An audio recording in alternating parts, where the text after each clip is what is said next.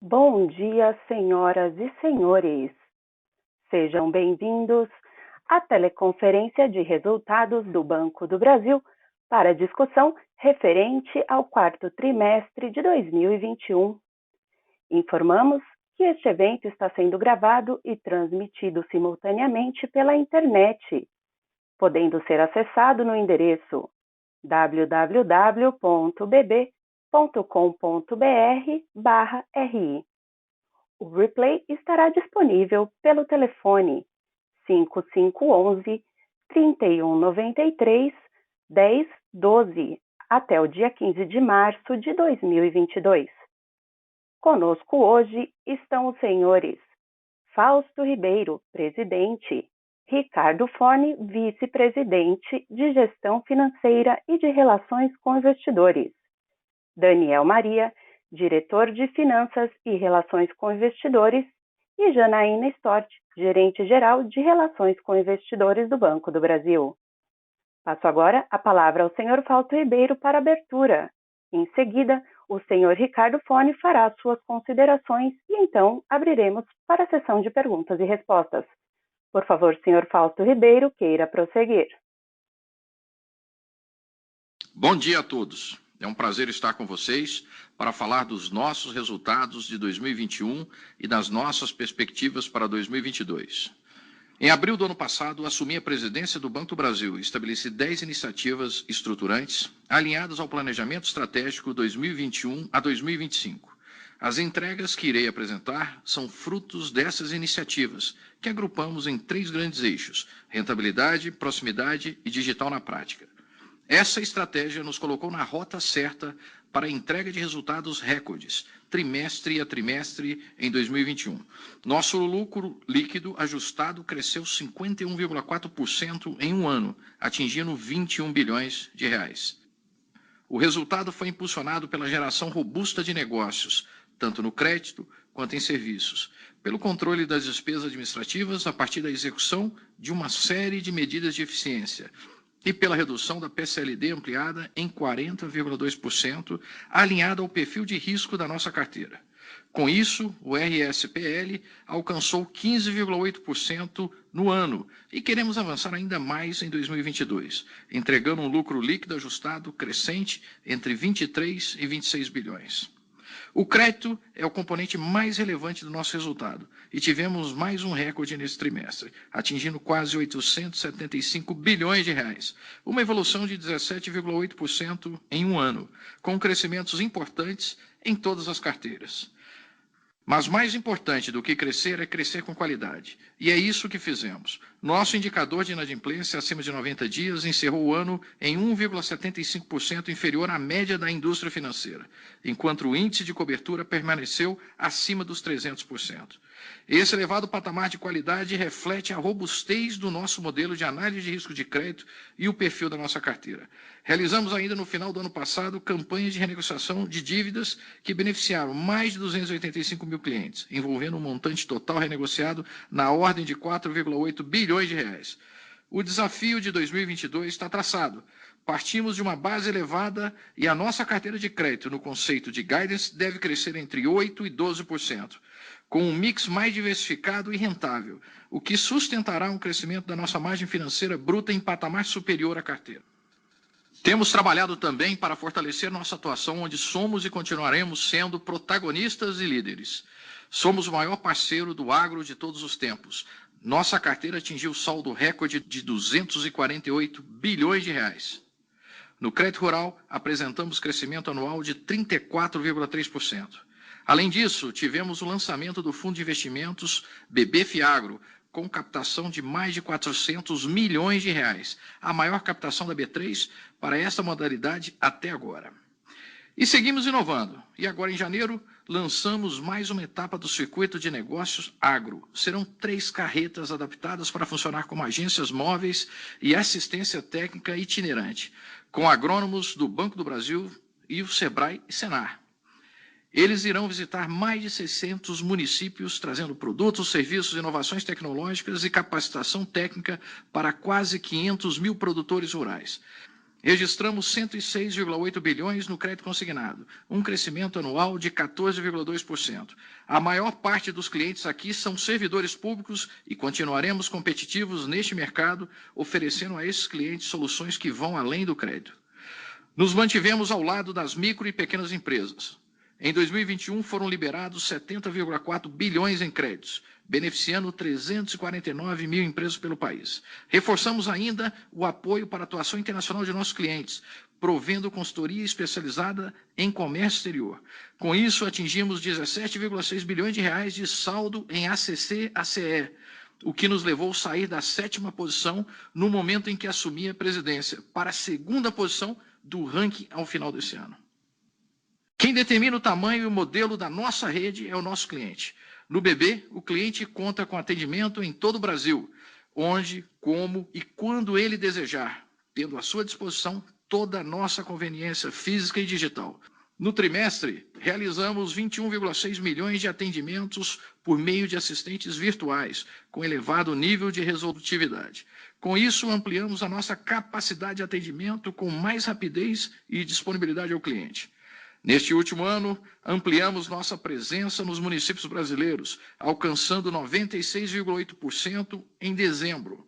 Isso foi possível pois avançamos na migração da nossa estrutura de atendimento para modelos mais leves e mais eficientes, com novas formas de atendimento. A exemplo das agências especializadas para clientes com perfil investidor, com perfil agro e clientes com alta maturidade digital, além de ampliar a rede de correspondentes bancários.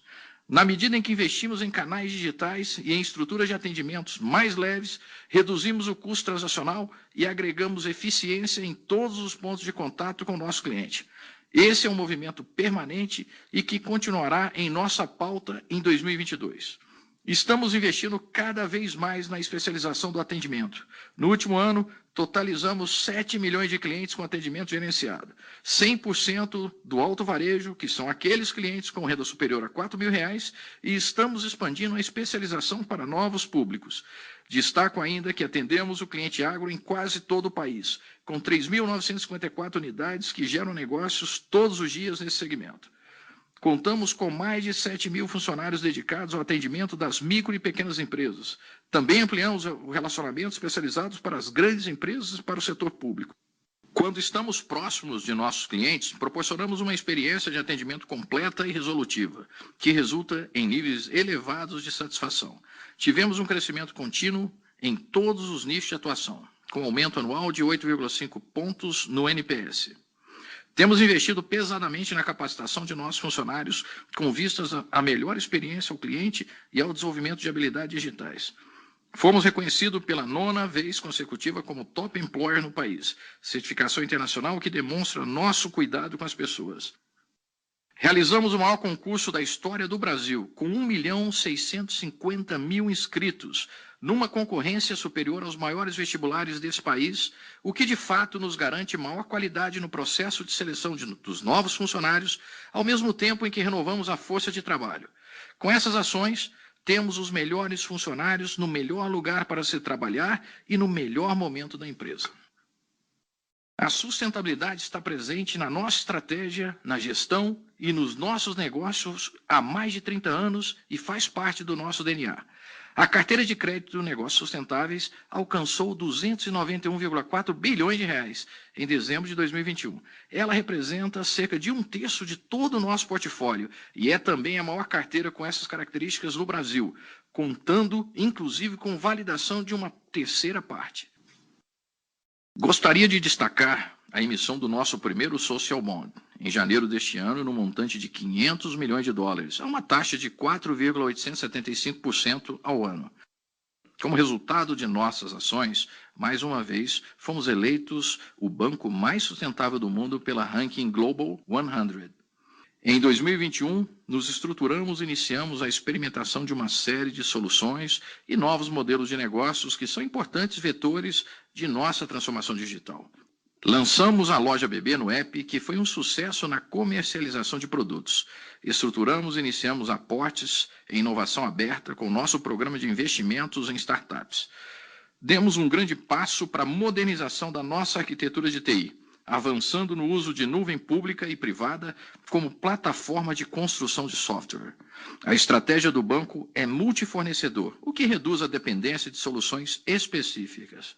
Todos os dias, mais de 270 milhões de operações são executadas em nuvem, como, por exemplo, as transações do Pix, do Open Bank e bot no WhatsApp.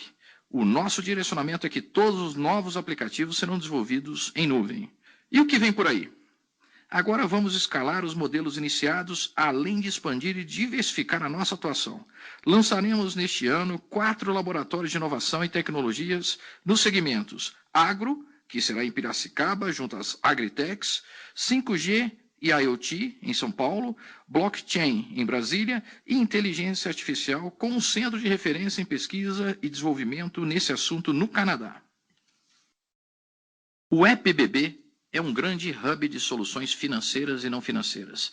Ampliamos nossa atuação como plataforma com o lançamento do programa Marketplace Afiliados, na loja BB, no nosso app. A primeira marca que trouxemos foi a Amazon do Brasil e iremos aumentar o número de parceiros ao longo desse ano. Com isso, vamos cobrir mais necessidades dos clientes, enriqueceremos nosso Data Lake sobre os seus comportamentos e gostos e vamos gerar mais receitas para o banco. E criaremos ainda mecanismos para incentivar nossos clientes a direcionarem cashback para causas sociais e ambientais, tais como reflorestamento de áreas e doações para entidades que combatam o câncer infantil. Desde dezembro de 2020, comercializamos mais de 1,5 milhão de gift cards, trazendo mais recorrência no uso do nosso app, em especial com o público jovem. Destaque também para a plataforma digital AgroBroto, nossa primeira iniciativa na estratégia de atuação em ecossistemas digitais. O Broto segue em forte ritmo de expansão. Desde o seu lançamento já originou mais de 1,3 bilhão em negócios. E neste ano avançaremos na estratégia de banco como plataforma, trazendo mais conexão, proximidade e negócios com os nossos clientes. O Programa Estratégico de Investimento em Startups BB tem como foco o investimento em startups inovadoras que possibilitem a geração de novas fontes de receita, melhores experiências aos nossos clientes e maior eficiência às nossas operações. Ele possui hoje um orçamento de 200 milhões de reais e, ao longo de 2021, investimos em 29 startups. Gostaria de destacar, no ramo das Agritechs, nossa parceria com a startup Field Pro. Trata-se de um dispositivo nacional que permite coletar informações sobre o clima, a lavoura e o solo. Com isso, o dispositivo avisa os melhores momentos para semear, pulverizar e colher, aumentando a produtividade do homem no campo. Conectado em todas as tendências, o BB está on para atrair e servir o público jovem, que é hiperdigital e busca soluções ágeis, simples e na ponta dos dedos. Em 2021, reforçamos nossa atuação junto ao público jovem, ultrapassando a marca de 1 milhão de clientes universitários. Destaque para a aquisição do cartão universitário, com cerca de 100 mil emissões no segundo semestre. Outra porta de entrada do público jovem é por meio dos games. O BB começou a apoiar o segmento de jogos eletrônicos em 2018 e, desde então, patrocina eventos do eSports. E o Banco do Brasil está no metaverso, com ações do mundo real transportadas para a cidade virtual do Complexo, que conduz o gamer na criação de um edifício do Banco do Brasil, onde é possível abrir contas e realizar investimentos em fundos diferenciados. Com tudo o que mostrei até aqui, tenho a certeza de que estamos no melhor momento da nossa empresa. Selecionamos os melhores funcionários, realizamos mais negócios com um mix mais rentável, preparamos o banco para a atuação de novos modelos digitais, ampliamos a principalidade e a satisfação no relacionamento com nossos clientes de forma completa e omnichannel. Com isso, entregamos o maior resultado da história do Banco do Brasil. E isso nos motiva a querer ainda mais. Em 2022, seguiremos nossa estratégia de centralidade no cliente, engajados em oferecer a melhor experiência. Avançaremos em nossa estratégia digital com maior atuação em ecossistemas digitais. Agora é o momento de escalar, acelerando esse trabalho e gerando resultados em serviços financeiros e não financeiros. Seguiremos no compromisso com a busca por eficiência, otimizando nossa capilaridade com a expansão de modelos mais leves e mantendo a nossa presença no país. A sustentabilidade continuará norteando nossas práticas e decisões, permitindo que o BB gere valor e impactos socioambientais positivos para todos os seus públicos de interesse. E, por fim, reforço meu compromisso de continuidade na entrega de resultados crescentes e sustentáveis. Encerro por aqui e agora eu passo a palavra para o nosso CFO, senhor Ricardo Forni, que irá detalhar os principais números do nosso resultado. Bom dia a todos. É uma satisfação estar com vocês em mais uma teleconferência de resultados. Como o presidente Fausto já mencionou, atingimos mais um resultado recorde. O lucro líquido ajustado apresentou crescimento de 51,4% no ano de 2021, encerrando o período em 21 bilhões de reais, no intervalo superior do nosso guidance. Esse resultado foi amparado pelo forte crescimento da carteira de crédito, que atingiu 875 bilhões de reais, com crescimento em todos os segmentos e inadimplência absolutamente sob controle, em 1,75%, abaixo da média do sistema financeiro nacional. A margem financeira bruta e as receitas de prestação de serviços apresentaram crescimentos de 4,9% e 2,2%, respectivamente. As despesas administrativas seguiram sob rígido controle, com elevação de 1,4% abaixo da inflação do período. Com isso, registramos um índice de eficiência de 35,6% e o índice de capital principal de 11,9%. Passando para o próximo slide, mostramos o lucro líquido ajustado trimestral, que alcançou 5,9 bilhões de reais no quarto trimestre de 2021, com RSPL de 16,6%, um crescimento de mais de 15% em relação ao trimestre anterior. A carteira de crédito ampliada atingiu 875 bilhões de reais em dezembro de 2021, evolução de 7,4% na comparação com setembro e 17,8% na comparação anual, com crescimento em todos os segmentos, como mencionei anteriormente. A carteira pessoa física cresceu 4,5% frente a setembro de 2021. Destaque para a performance positiva no cartão de crédito, com elevação de 20,4%, e no empréstimo pessoal, com crescimento de 6,4%, bem como o crédito consignado, que evoluiu 2,1%. O comportamento das linhas de crédito não consignado está alinhado à estratégia de mudança de mix para linhas com melhor retorno ajustado ao risco. Na pessoa jurídica, observamos crescimento de 2% nos créditos para micro, pequenas e médias empresas, lembrando que no trimestre passado tivemos desembolsos de mais de 8 bilhões de reais nas linhas do Pronamp. Ao mesmo tempo, a carteira de crédito para grandes empresas evoluiu 13,4%, devido a movimentos de antecipações de demanda por parte dos clientes. Destaque para o crescimento de 32% de títulos privados e 30,7% em recebíveis. A carteira agro cresceu 9,9% na comparação com setembro de 2021, com destaque para as operações com os produtores rurais e para os títulos do agronegócio. No slide 18, apresentamos a evolução da carteira prorrogada. As liquidações e amortizações vêm ocorrendo em linha com o esperado e o saldo atual da carteira atingiu 73 bilhões de reais em dezembro, dos quais apenas 2,4 bilhões de reais permanecem sob carência. Essa carteira é composta por operações que, no decorrer de sua vigência, contaram com alguma prorrogação no âmbito das medidas de enfrentamento à pandemia em 2020.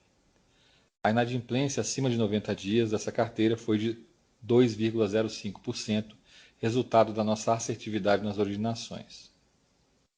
No slide seguinte, olhando para os indicadores da qualidade da carteira, a inadimplência acima de 90 dias mostrou redução em relação a setembro, alcançando 1,75% em dezembro, abaixo do sistema financeiro, mesmo com o crescimento da carteira e a alavancagem na pessoa física em direção a linhas de maior risco. O índice de cobertura da carteira encerrou o trimestre em 325%. O New NPL da carteira atingiu 0,63% e a cobertura do New NPL alcançou 111,9%. No slide 20, trazemos a evolução da PCLD no conceito ampliado, que encerrou o trimestre em 3,8 bilhões de reais, redução de 3,4% na comparação com o terceiro trimestre. Na visão anual, a PCLD encerrou em 13 bilhões de reais, redução de 40,2% em relação a 2020, quando prudencialmente antecipamos 8,1 bilhões de reais em provisões de crédito. O custo do crédito encerrou o quarto trimestre em 2,5%. No próximo slide, trazemos a margem financeira bruta, que cresceu 4,9% em 2021, totalizando 59,3 bilhões de reais.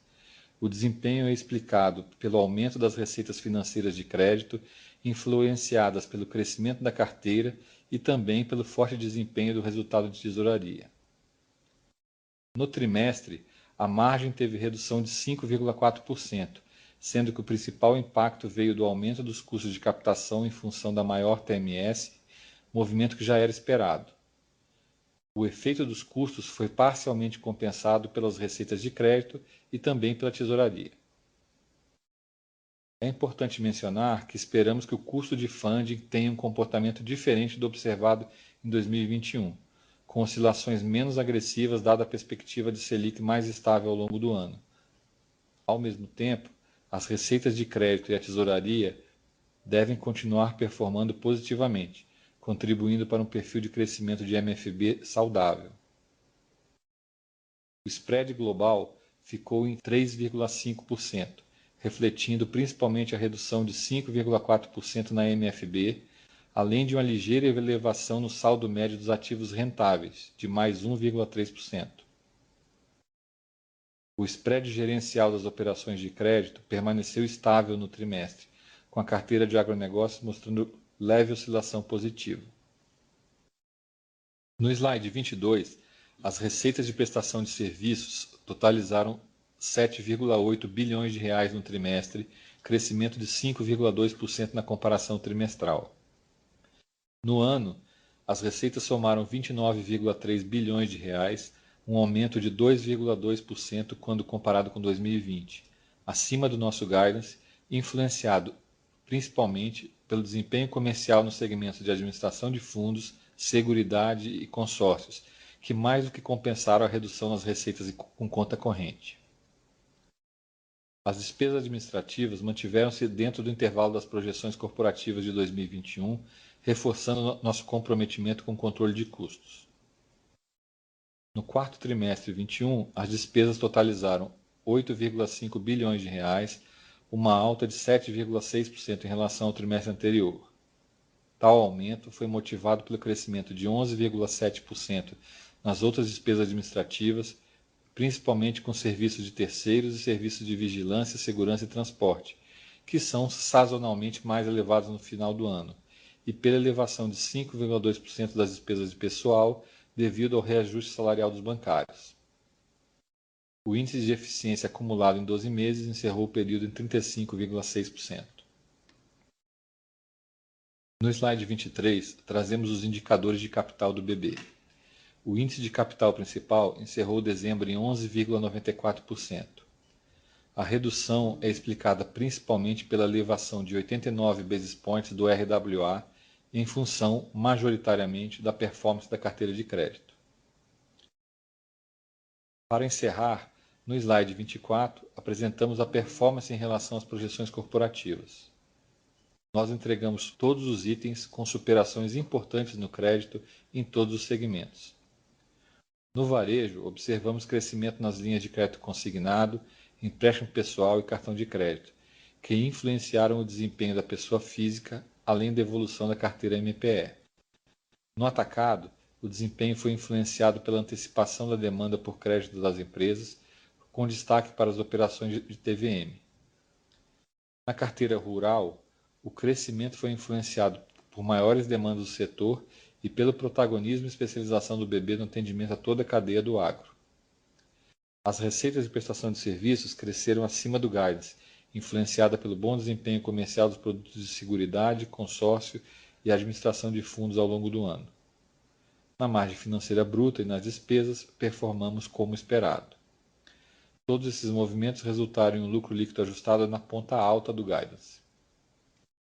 Apresentamos no slide 25 as projeções corporativas para 2022. Nesse novo ciclo, optamos por adotar as projeções para a carteira de crédito aberta nos segmentos pessoas físicas, empresas e agronegócio.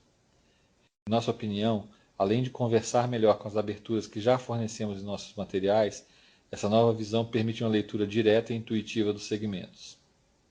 Estimamos crescimento da carteira de crédito entre 8% e 12%, sendo de 10% a 14% para pessoas físicas, de 3% a 7% para empresas e de 10% a 14% para o agronegócio. A margem financeira bruta tem intervalo entre 11% e 15%, as receitas com prestação de serviços de 4% a 8% e as despesas administrativas entre 4% e 8% também. Estimamos que a PCLD ampliada fique entre 13 e 16 bilhões de reais. Com isso, esperamos atingir entre 23 e 26 bilhões de lucro líquido ajustado neste ano. Agradeço a participação de todos em nossa teleconferência e podemos iniciar agora a sessão de perguntas e respostas. Com licença, iniciaremos agora a sessão de perguntas e respostas. Para fazer uma pergunta, por favor, digitem *1. E nossa primeira pergunta vem de Marcelo Telles, Credit Suisse. Bom dia a todos, obrigado pela oportunidade e parabéns pelo excelente resultado, né, e pelo esse guidance forte aí para 2022. Eu queria fazer uma pergunta em relação ao crescimento da margem financeira, né? A gente viu realmente um crescimento aí esperado, né, de 11% a 15%. Eu sei que vocês já comentaram um pouco, né, nos seus comentários iniciais, mas eu queria entender um pouquinho, né, nesse guidance, qual o impacto, né, que vocês têm em função também de uma margem de depósito melhor, né, só para tentar entender um pouco a composição, né, o que realmente puxa mais a parte do crescimento do crédito, com participação de linha revolvente, qual o impacto, se você já considera o impacto relevante por conta aí da melhor margem de depósitos, eu imagino aí principalmente na parte de depósitos judiciais. Então, se puder entender, né, esse ponto, isso seria legal. E o segundo ponto sobre inadimplência, né? Quer dizer, o guidance de vocês realmente incorpora um cenário bastante construtivo, né, para inadimplência, com crescimento de provisão no midpoint, em linha com o crescimento da carteira, né?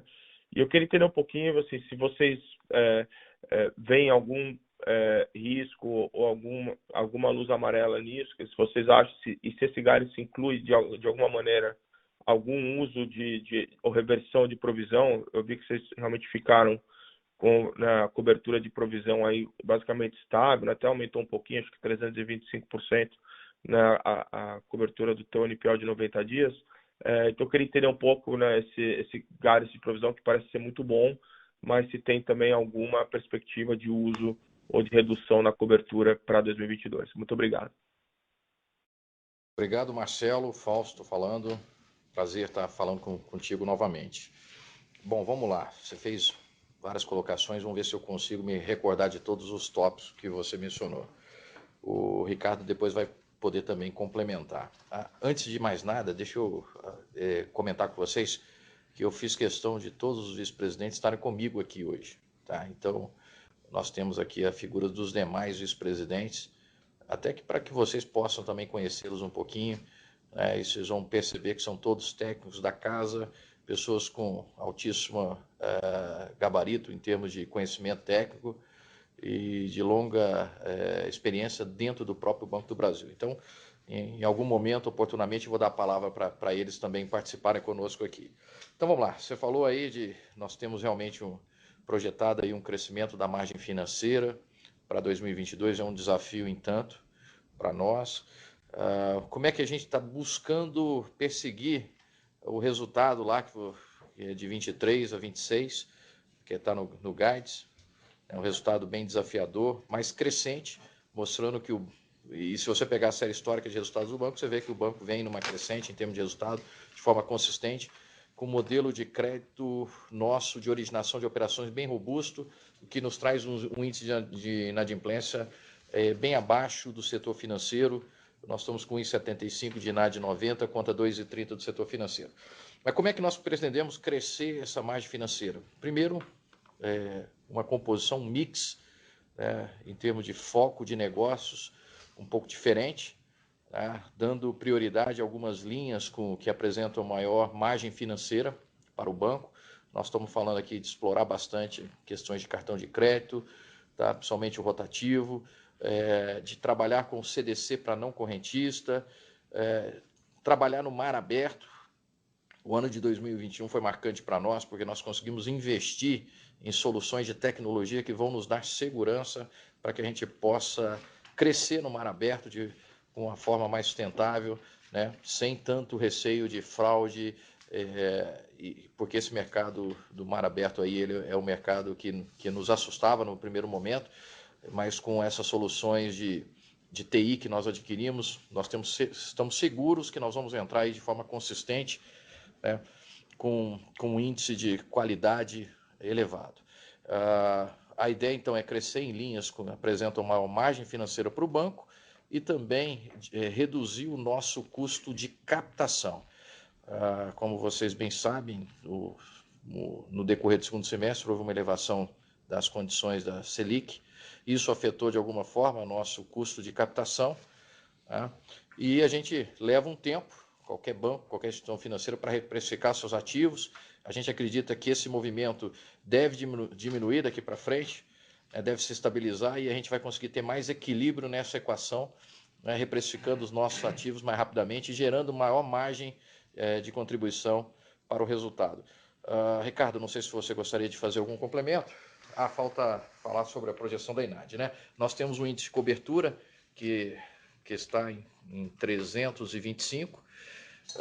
Isso nos dá, de alguma forma, além de ser um índice robusto, se você comparado com o mercado, nos dá margem para poder fazer um crescimento nesses ativos de maior rentabilidade, nos dá aquela gordura necessária para poder crescer. Basicamente é isso, dessa forma como nós estamos enxergando essa margem, esse índice de cobertura nosso em 325, nos dando potencial para poder fazer crescimento ao longo de 2022 e queimando em algum momento um pouquinho dessa gordura, mas mesmo assim ainda o projetado nosso ainda ficar acima, um pouco acima da média de mercado. Ricardo, por favor. Só complementando então o que o presidente Fausto já colocou, eu acho que assim, na parte de carteira de crédito, é uma continuidade dessa estratégia de melhoria do mix. Então, a gente vê um crescimento nas linhas onde a gente tem priorizado aí muito, vamos dizer, acima desse crescimento na média da carteira, Então, a gente vai crescer cartão de crédito não consignado de uma maneira mais robusta, como a gente cresceu, acho que nesse quarto trimestre foi um pouco reflexo já dessa estratégia já a pleno vapor. Então, isso vai contribuir para essa melhoria de margem, mas não explica todo o movimento, vamos dizer assim, toda a nossa perspectiva em termos de guidance. Este ano de 2021, a gente teve uma margem financeira onde a parte de captação ela foi um pouco detrator disso, porque ao longo do ano ela veio sendo consumida um pouco por conta da elevação da Selic, e correndo atrás em relação a isso com a questão de reprecificação da carteira. Então, a reprecificação da carteira já está, vamos dizer assim, bastante adiantada. Os movimentos ainda de elevação da Selic são ainda, vamos dizer assim, o ciclo de elevação já está no seu fim, e agora a gente já tem todo o benefício da questão do barateamento relativo aí do custo de captação oriundo da poupança, que é um pedaço expressivo da nossa captação e junto com o depósito judicial. E a gente entende que essa parte de captação ela vai dar uma contribuição importante na margem para a gente atingir esse guidance aí de 11 a 15. Então, acho que esse é o cenário que a gente enxerga para 2022, que ele é um cenário benigno, de margem, A tesouraria também foi um contribuidor importante de resultado no segundo semestre. No terceiro trimestre ele até foi mais destacado, mas a gente entende aí a margem de tesouraria se estabilizando num nível muito próximo do que foi no quarto tri. Então, acho que... E aí, em relação à inadimplência, talvez a Paula melhor qualifique aí os números, porque acho que a questão da qualidade de crédito, eu acho que ela foi o grande destaque do nosso resultado do ponto de vista anual, né? Eu acho que a grande diferença de performance em relação àquilo que se entendia que seria o resultado atingido no final do ano, ele foi muito explicado por conta do cenário aí de gestão de crédito, do risco de crédito muito abaixo daquele que se esperava, e acho que a gente tem um cenário para 2022 que, do ponto de vista de economia, é um pouco mais desafiador, mas a gente entende que a carteira está com muita qualidade. Perfeito. Os nossos indicadores, eles refletem a qualidade da nossa carteira, o perfil da nossa carteira. E a gente tem comentado aqui, inclusive dentro desse composto, né, de uma margem financeira bruta aí, que está colocado no nosso guidance, que nós vamos continuar trabalhando, que a gente já vem fazendo, nessa alteração do mix da nossa carteira. Os nossos indicadores de inadimplência, eles vão refletir com uma originação qualificada, da mesma forma como a gente vem fazendo, pautado nos nossos modelos, né, com o uso aí cada vez mais de analytics, para que a gente tenha aqui, o nosso trabalho é feito assim, as nossas provisões elas são feitas de acordo com o perfil do cliente, da operação.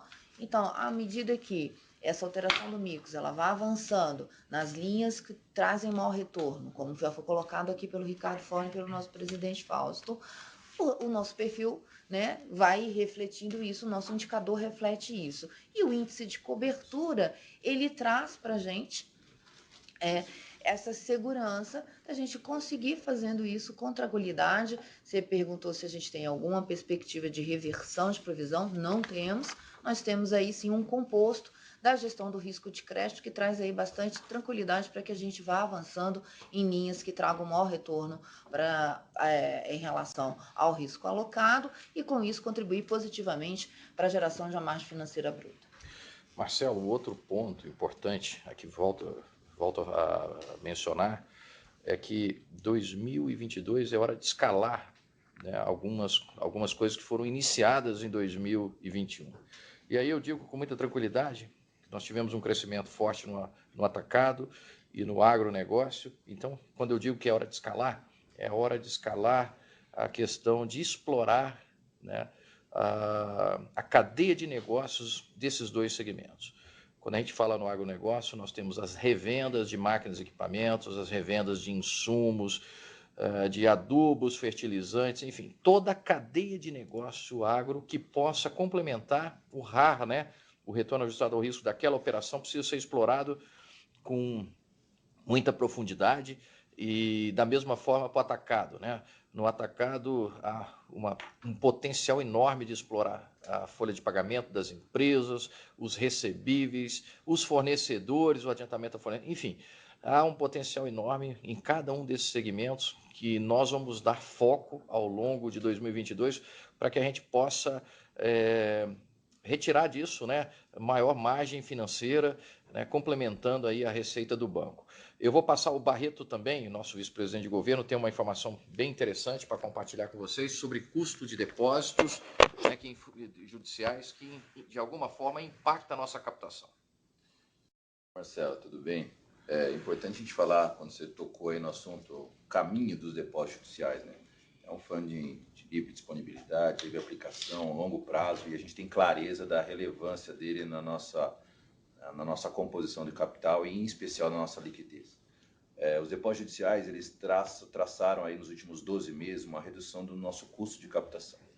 Nosso custo ele era maior em momento passado, em cenários de negociações feitas junto aos tribunais. Mas a evolução disso no tempo trouxe a gente de um patamar em 12 meses, em dezembro de 20, de 122% do CDI, para um patamar hoje de 92% do CDI.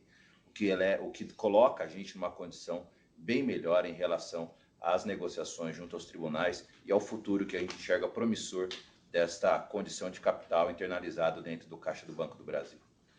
Então é isso, Marcelo. Nós vamos tirar proveito dessa estratégia que o Barreto colocou sobre a mesa de negociação com os tribunais. Nós vamos tirar proveito fortemente agora em 2022. Então isso vai contribuir razoavelmente para que a gente tenha um custo de captação menor e com certeza uma margem financeira maior nas nossas operações. Espero que a gente tenha conseguido te responder, Marcelo. Não, excelente, Fausto. Muito obrigado, claríssimo, e parabéns mais uma vez aí pelo resultado, pela perspectiva aí para 2022.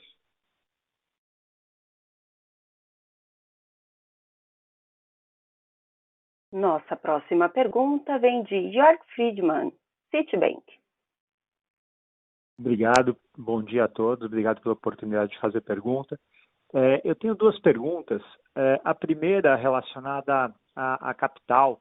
A gente viu nesse trimestre um impacto grande de capital, derivado principalmente de ajustes prudenciais e também de RWA. Vocês estão agora um pouquinho abaixo de 12%, em 11,94%. Eu queria entender qual que foi o grande motivo, por trás disso, se alguns dos efeitos observados nesse quarto TRI, eles porventura voltam agora a partir do primeiro TRI de 2022, porque mesmo com o crescimento forte da carteira nesse último trimestre, vocês já vinham crescendo forte nos trimestres anteriores e a gente não viu um impacto tão grande em capital. Então, entender exatamente o motivo que levou a isso e vocês lembrarem a meta atual de capital. Essa é a primeira pergunta. A segunda pergunta ela é relacionada à Previ.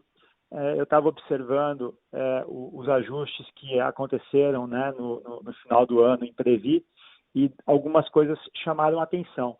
A primeira coisa que vocês fizeram os ajustes da taxa atuarial, claro, em linha com o aumento de taxa de juros.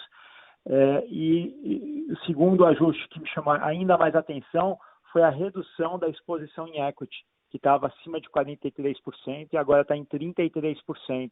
É uma redução drástica, Eu entendo que isso tem a ver com um cenário mais construtivo de liability, num cenário de taxa de juros mais alta, mas eu queria entender se vocês trabalham com esse cenário para longo prazo e por isso reduziram a exposição à equity, e se isso pode voltar a crescer aí no médio prazo, Acho que no curto prazo nem dá para reconstruir tão rapidamente, mas se vocês acreditam que vai ter volatilidade nessa linha em termos de exposição para a equity e o que isso significa, obviamente, para os resultados de Previ. Obrigado.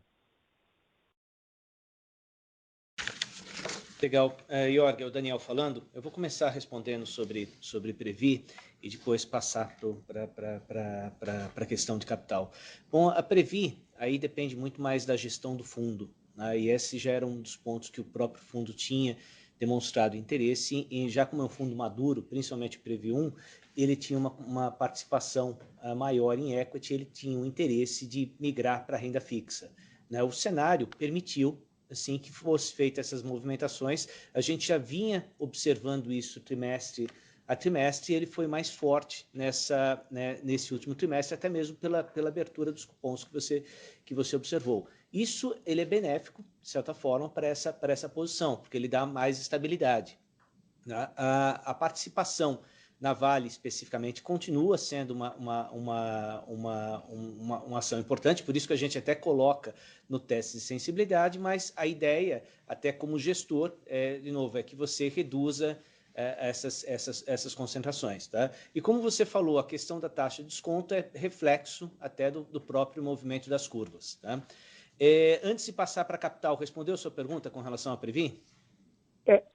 Só um follow-up rápido, porque, Daniel, entender o cenário a exposição de equity relacionada ao cenário de taxas. Por que eu estou falando isso?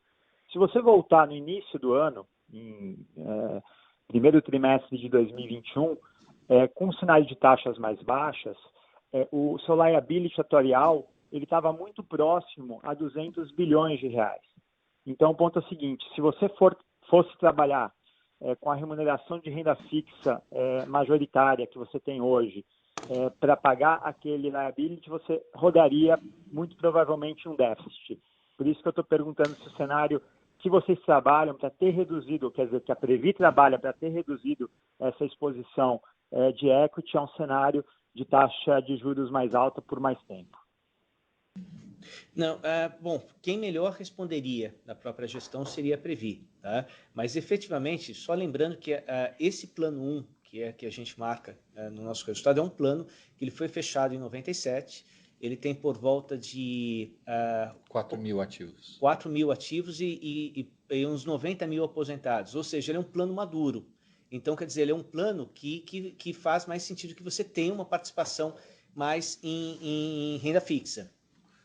E aí teve um aspecto que é importante, é que o cupom que você observou para os títulos vinculados à inflação, ele teve uma abertura nesse período. E aí que foi a janela para você fazer uma troca da composição. Certamente continuará tendo uma participação em equity, mas não do tamanho que você tinha anteriormente, né?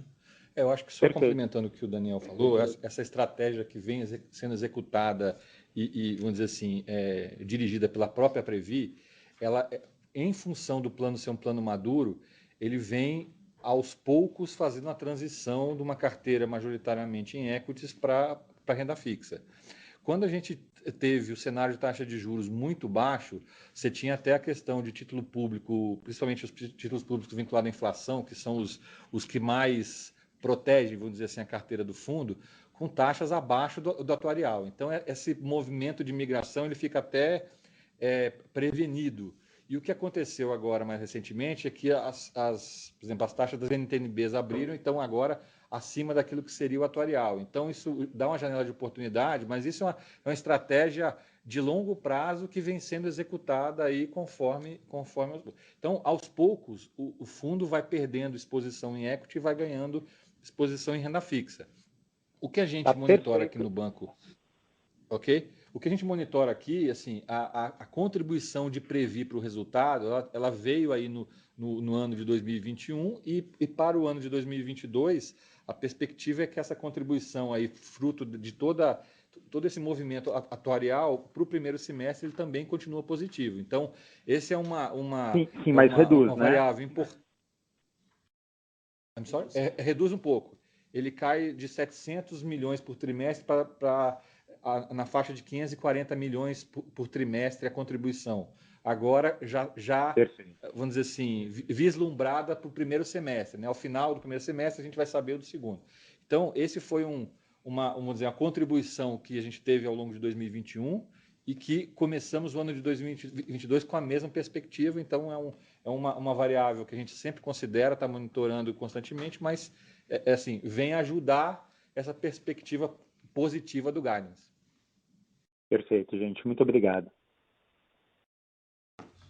A parte de capital, acho que agora a gente pode falar um pouco mais.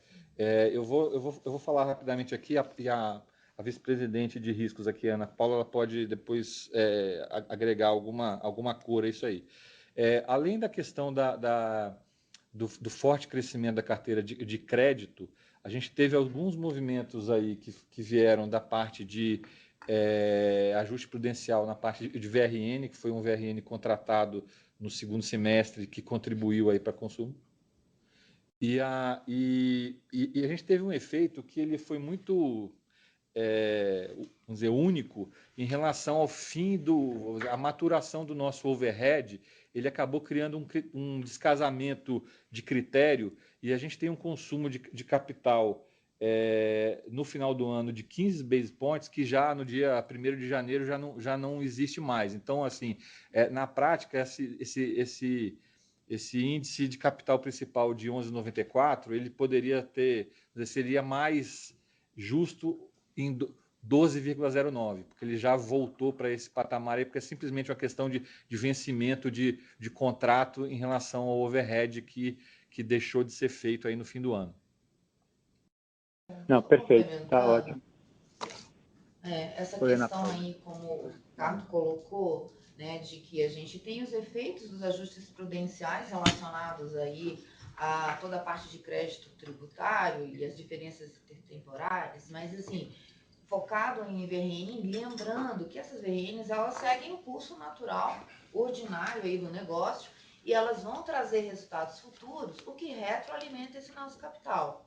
Lembrando também que nós temos aí uma meta de otimização do nosso capital, que para janeiro 22 é de 11%. Então, a gente vem buscando essa otimização, mas como muito bem destacou aqui o Ricardo, a gente teve o efeito aí desse desfazimento do overhead, que por uma questão aí temporária de PETAX, a gente teve um impacto aí no RWA, na exigência, né, com risco de mercado que já retornou. Então, entendo aí todas as simulações que a gente tem de cenários, mesmo colocando cenários de estresse, nós temos bastante resiliência de nosso capital para poder sustentar o nosso ritmo de crescimento dado aqui para o nosso próximo guidance, né, no guidance de 22. Perfeito, Ricardo e Ana Paula, está super claro. Só um follow-up rápido aqui. Dado o crescimento estimado da carteira de 8% a 12%, e esse target aí de 11% de capital, vocês acreditam que haja mais espaço para pagamento de dividendo esse ano, acima dos 40% históricos?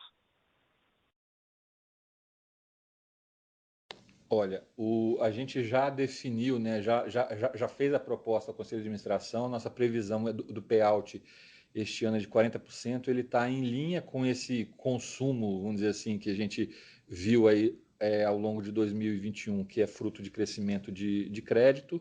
Ele está alinhado à nossa trajetória de crescimento para 2022 e olhando para frente também.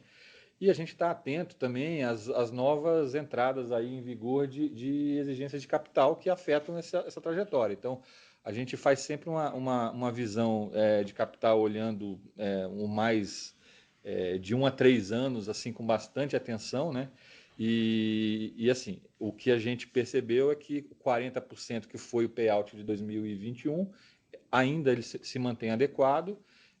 Se tiver alguma novidade que possa, vamos dizer assim, liberar expectativa de consumo de capital, isso poderia se avaliar. Uma questão em relação a isso também que a gente tem que continuar atento é a questão da reforma tributária, que pode afetar um pouco essa questão como um todo, mas 40% é o que foi definido aí como estratégia para 2022 e com as informações que nós temos, não vemos mudança de rota em relação a isso.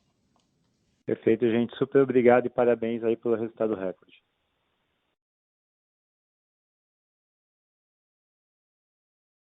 Nossa próxima pergunta vem de Gustavo Schroden, Bradesco BBI.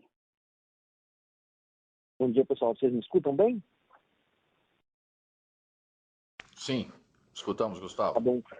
Tranquilo. Bom dia, Fausto, Ricardo, Daniel, Jana, demais executivos aí do banco. Parabéns pelo lucro do trimestre. Eu queria fazer duas perguntas. A primeira é referente ao guidance. Acho que a maioria das linhas elas estão bem claras. Eu só queria entender o que vocês estão considerando nesse lucro de 23 a 26, qual o range de tax rate que vocês estão considerando e o que a gente deve trabalhar, principalmente naquelas linhas de provisões legais, né? Até que nesse último trimestre ela caiu um pouquinho daquele patamar de 1,7, 1,6 bi por trimestre, acho que no trimestre 1,3. O que a gente deve esperar para 2022? Enfim, o que está implícito nesse guidance de vocês de lucro nessas duas linhas? Acho que previsto vocês acabaram de falar, né, em torno de 540 milhões por trimestre. Então, só entender essas outras variáveis para a gente trabalhar nessas linhas que não estão explícitas no guidance. E a minha outra pergunta é mais referente, assim, especificamente ao NII. Acho que veio um resultado muito forte de tesouraria, mais uma vez. E eu entendo, por um lado, um efeito grande dos juros, né, na marcação nos títulos, né, nos securities. Mas eu queria entender, assim, o quanto, porque para a gente aqui talvez não fica claro, a gente não consegue enxergar o quanto que tem também desses juros remunerando o capital, né, ou seja, o capital de giro.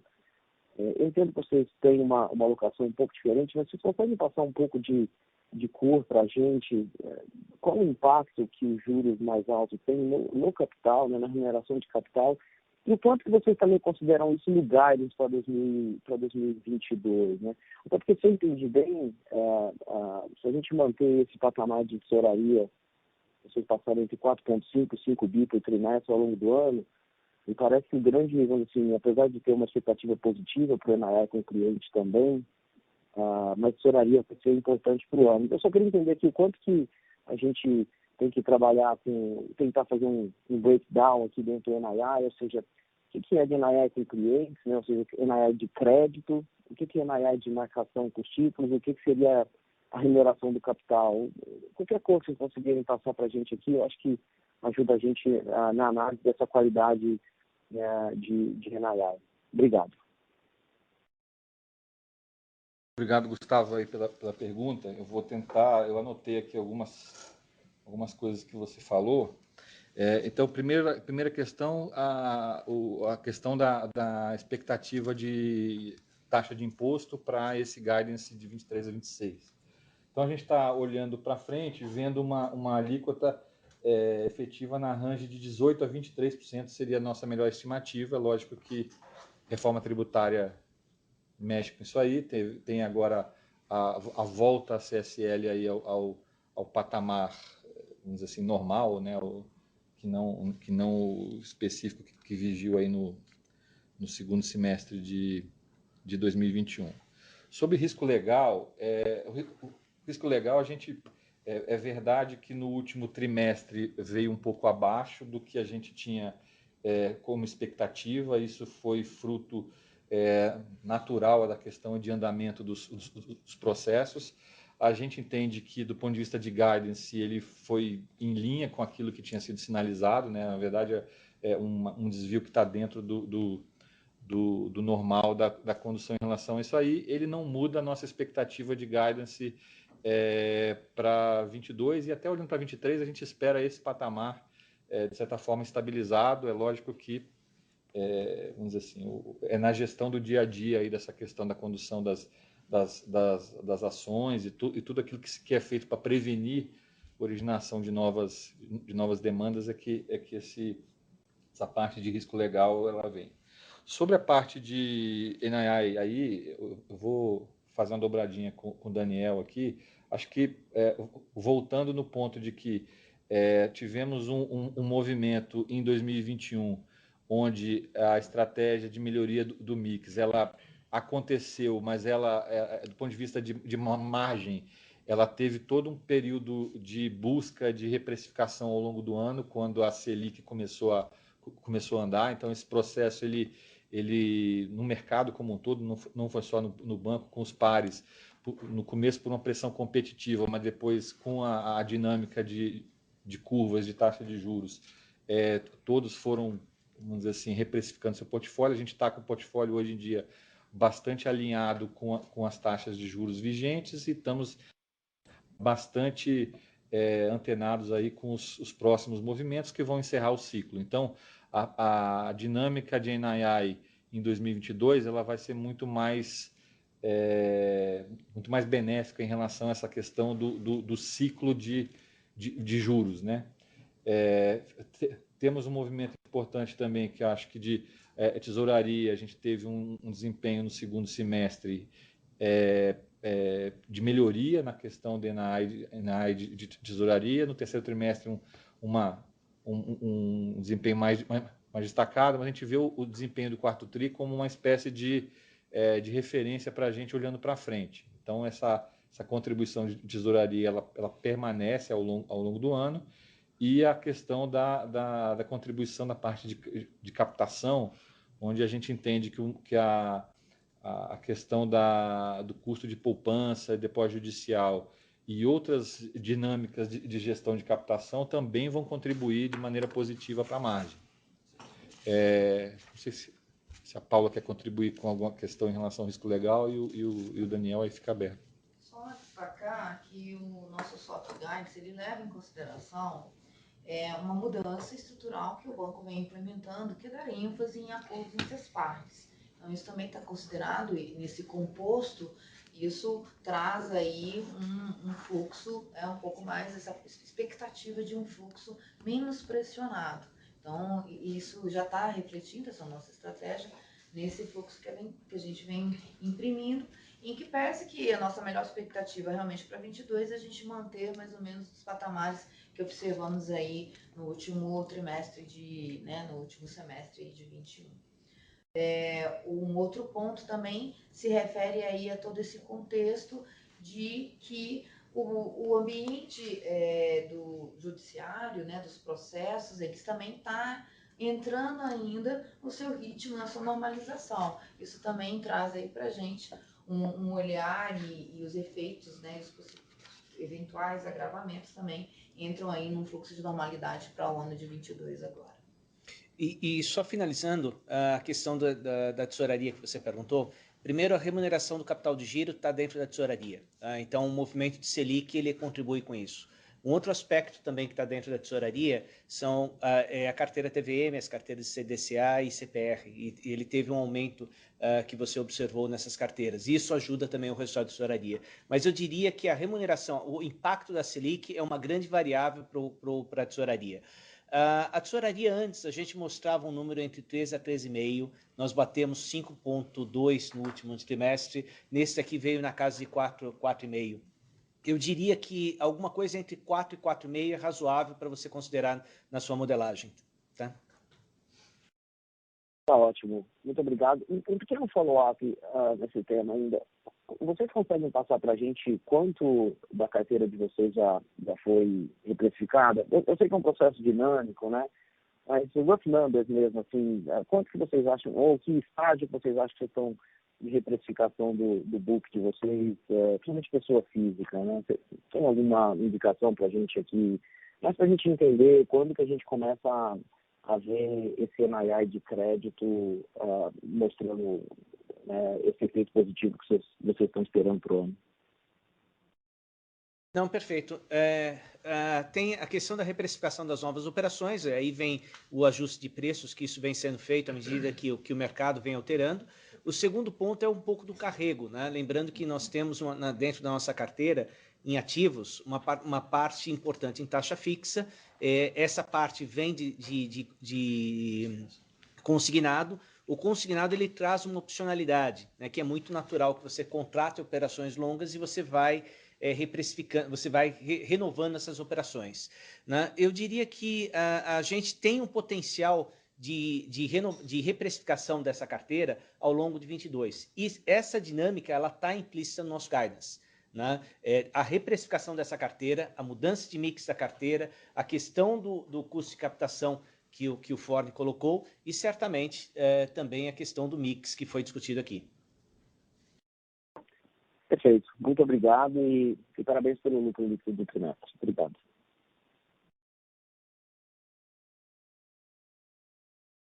Encerramos neste momento a sessão de perguntas e respostas. Senhor Fausto Ribeiro fará as considerações finais. Por favor, senhor Fausto Ribeiro, queira prosseguir. Em primeiro lugar, agradecer vocês aí por estarem na reunião conosco, acompanhando os resultados do Banco do Brasil. Quero dizer a vocês que estamos com um time muito coeso, alinhados em um propósito de cada vez mais construir um banco sólido, um banco consistente em termos de resultado. A gente vem crescendo ao longo dos últimos anos aí de forma consistente, equilibrada, tá?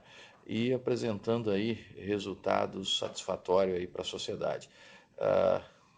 A ideia também é manter cada vez mais um serviço de qualidade à população brasileira, tá? Extraindo aí o resultado máximo possível da cadeia dos negócios que eu comentei com vocês anteriormente, explorando as oportunidades que o mercado está nos oferecendo, aumentando a margem financeira do Banco do Brasil e levando o Banco do Brasil para outro patamar em termos de gestão. Tá?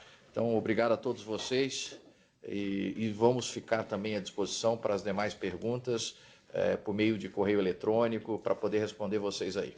Tá bom? Muito obrigado. Pessoal, também a gente vai Vamos começar a teleconferência em inglês na sequência. Os analistas que não conseguiram colocar pergunta agora, peço para colocar no inglês, tá bom? Obrigada. A teleconferência do Banco do Brasil está encerrada. Agradecemos a participação de todos e lembramos que o material utilizado nessa teleconferência está disponível no portal de Relações com Investidores na internet. Tenham um bom dia.